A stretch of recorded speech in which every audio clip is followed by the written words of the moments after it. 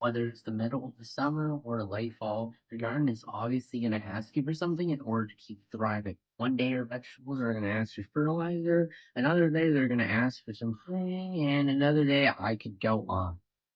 Sometimes a vegetable garden does not work like nature and it does not follow Mother Nature's rules because they are man-made plants, and that means that they need a lot more care than the natural plants in the wild would. And if we're going to talk about everything your plants needs, that's a pretty wide range because there are fertilizers and there are tools. And today we're going to speak technically on tools today and not on fertilizer. We did a fertilizer video the last video. Today we're going to be talking about tools that you need for your garden. All right, let's get into it.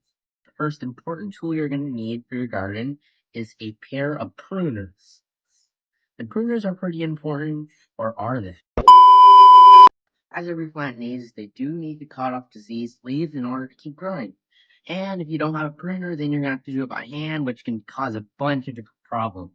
As you know, there are different types of pruners. So there are large pruners, which are for huge perennial trees, and there's really small pruners, which are really for house plants, and there are medium-sized pruners, which are the ones that I have here, which are for general use on vegetables and even small trees. If you're a beginner gardener and you don't know where to go, I'd recommend getting these medium-sized pruners. These are basically all-purpose and will work for most vegetables. When it comes to pruning, you have to make sure which things you prune.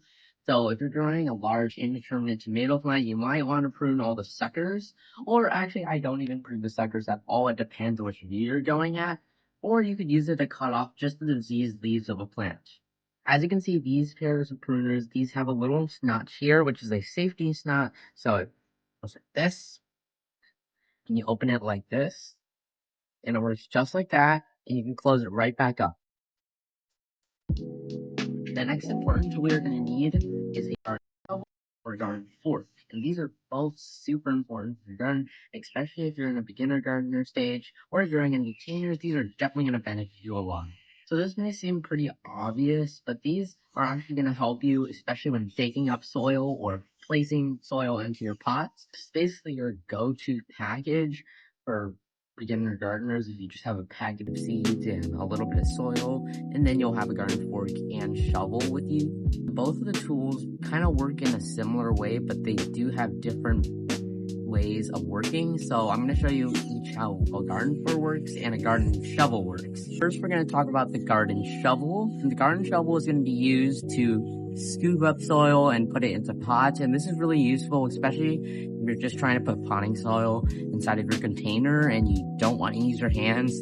And this is very inexpensive, and it's not really that big compared to huge shovels that you would get at the big box grocery stores. Next, we're also going to talk about garden forks, and these are also going to be a smaller size, and they're used for scratching in fertilizers or supplements into your soil, so it won't be able to pick up soil like you would with a shovel, but it's still really useful, and it prevents you from using your hand. The next tool that you'll definitely need for your garden are gloves, the duh of gardening.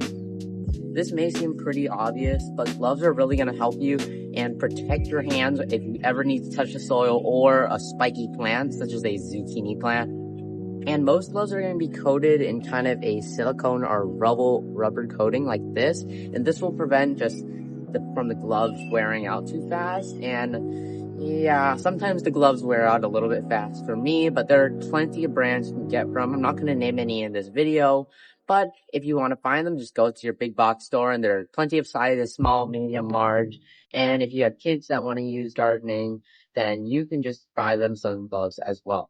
And if you are touching the soil, I would definitely recommend using gloves because it prevents any pathogens from entering your body, and you do not want to get sick from anything. The next thing you're going to need on your gardening tool checklist is a trellis.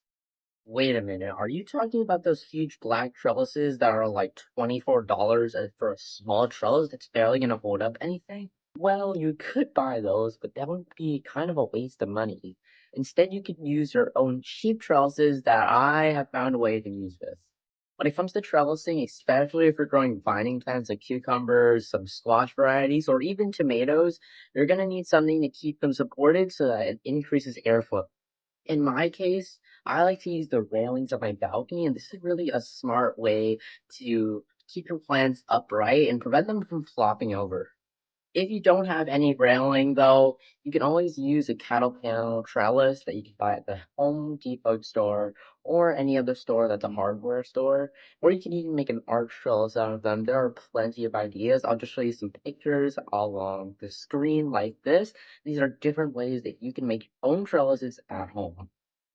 And of course, there is the home fashion way. Just kidding. You can always use string to trellis up your plants. I've even been doing this with my tomatoes, and it has really, really been helpful for my plants when I'm trying to get a tomato cage, which is another way to trellis your plants as well.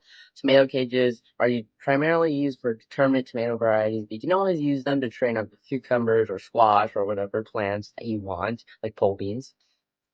Last but not least, we need something to attach the plants to the trellis, and that's why you're gonna need yarn or twine, or string if that matters to you.